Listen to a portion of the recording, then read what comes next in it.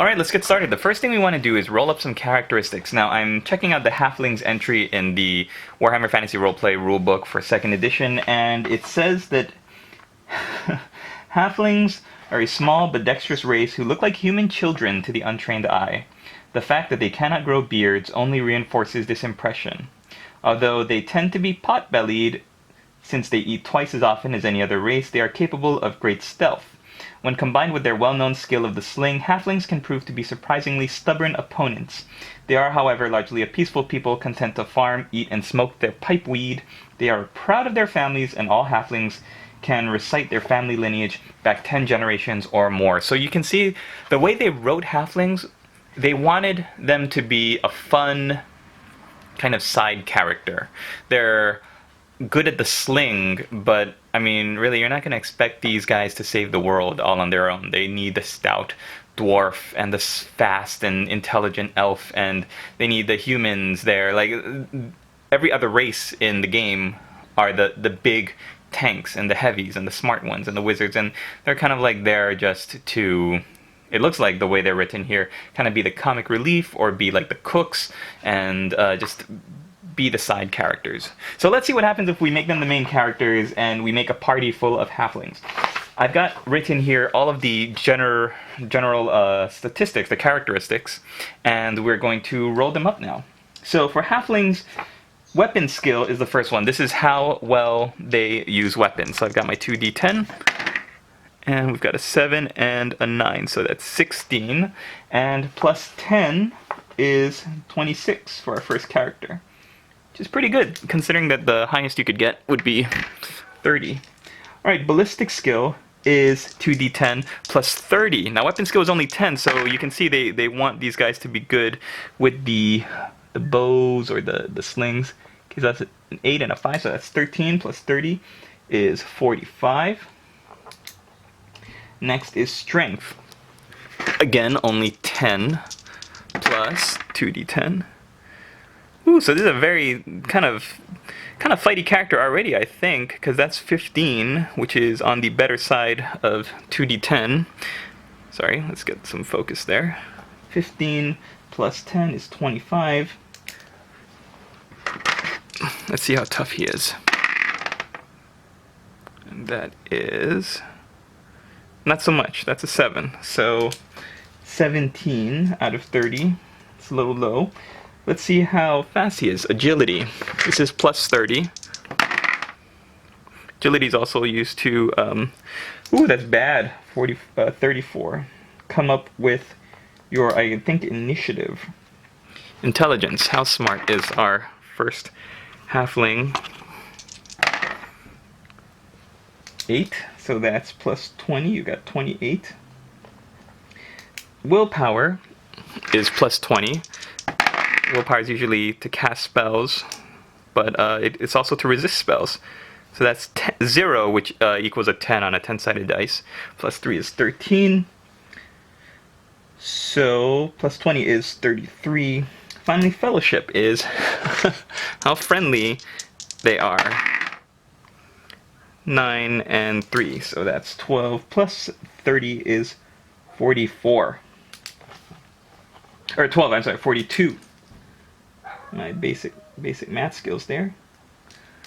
Okay, so when you generate your characteristics, everybody gets 1 attack when they start. You also generate your wounds, or I guess in another game, this would be called the hit points. Oh, roll it on camera there. What is that, a 5? Yeah, it's kind of dark. See how bright that is. That's a little crazy bright. Excuse me. So that a 5 for a halfling starting out is 9 wounds. The least you can get is 8. The most you can get is 11. They've got a little chart for that. Strength bonus is just taking the first digit of your strength, which is 25, so that's 2. Toughness bonus is the first digit of your toughness. Unfortunately, we only have a 17 toughness, so the bonus is only 1. How much move characteristics do they have? Halflings have only 4. Humans have 4. I guess this is to translate to how fast you can move into and out of combat, and you only really use it in combat. Elves are at 5 and dwarves are at 3. 0 magic. Insanity points when we start, 0. And fate points. Now, fate points are kind of like your reset button. Something really, really bad happens, like there's just this crazy lucky roll, a demon puts you in his mouth and eats you and chews you up, then a fate point can be used or burned to kind of negate it. That's how I've always used fate points. I love fate points because they're kind of like saying that, okay, the demon ate you up, but then right at the last minute, you cut your way out of his belly and you're totally fine, but you're at 0 wounds. So you can take a certain death thing, fall down a waterfall, like you get breathed on by a fire-breathing dragon, and you burn a fate point, and fate smiles upon you, and it says, no, you were meant for greater things.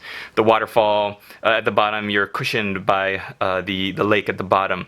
Or the fire-breathing dragon, just as the fire washes over, you duck, and you're totally safe, but a little singed. So, come on, roll it on the camera, please. We have, for fate points, a 2. That can't be good. For a halfling, that's only 2 fate points when we compare it to the chart. So, what we're going to do now is take our first character, and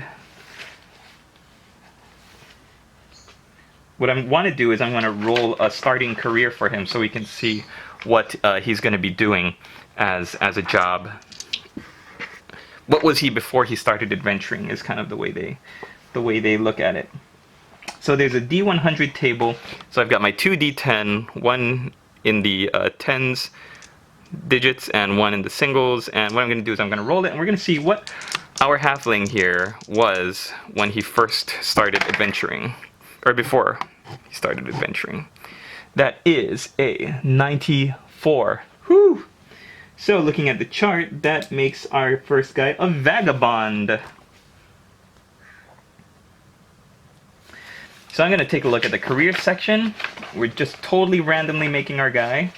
And a vagabond. They love life on the road. The traditional peasant or burgher exists simply like prison, or existence seems like prison to them. Who wants to wake up in the same village or city every day doing the same thing as yesterday? Vagabonds are footloose wanderers who look on each day as a new adventure. This is perfect! They may take an odd job here or there to earn some brass, but they never stay in one place for long. The road beckons with the promise of something better always over the next hill. While they do love to travel, they are not ignorant of the dangers of the road. Vagabonds can thus often be found in traveling companies formed for mutual protection. The law has little love for these groups, and in many places vagabonds are viewed as common criminals. I think this is great. So I'm going to write down all of his skills, all of his talents. His trappings are a backpack, rations for 1 week, a tent, and a water skin. Already I'm forming an idea in my head of who this guy is, why he would be the leader of our group.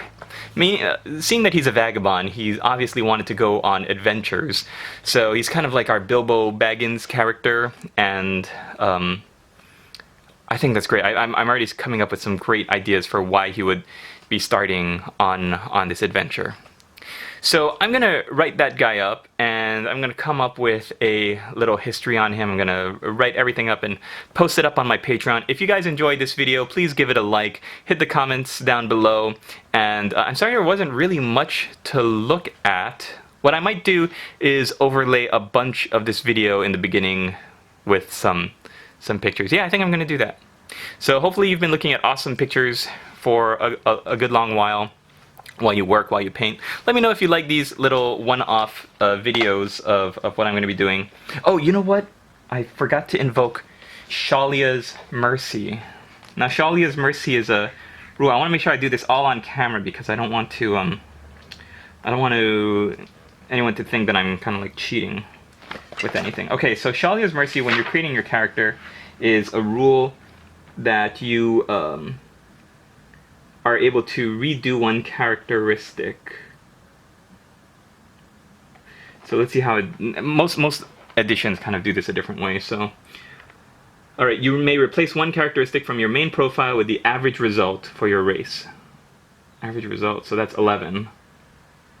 So add 11 to the base number. Okay, usually it's a reroll and then you just take the better of the two, but Let's do that. So a reroll of 11. So add 11 to whatever we have. I'm taking a look at our scores now, and the 17 for toughness. That's pretty rough. It means that he might not be able to take too much. So I'm going to, or should I do weapon skill? Weapon skill would. No, our weapon skill is good because we rolled 16 plus 10 is 26.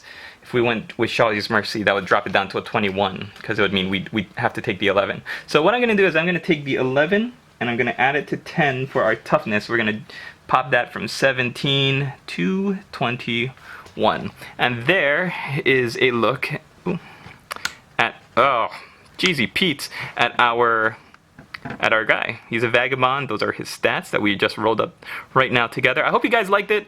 This is pretty fun. Might be worthwhile to do every once in a while. So very simple to do, very easy, and just something to keep me motivated and inspired to keep going with. So thanks for watching, everybody. We'll see you in the next video.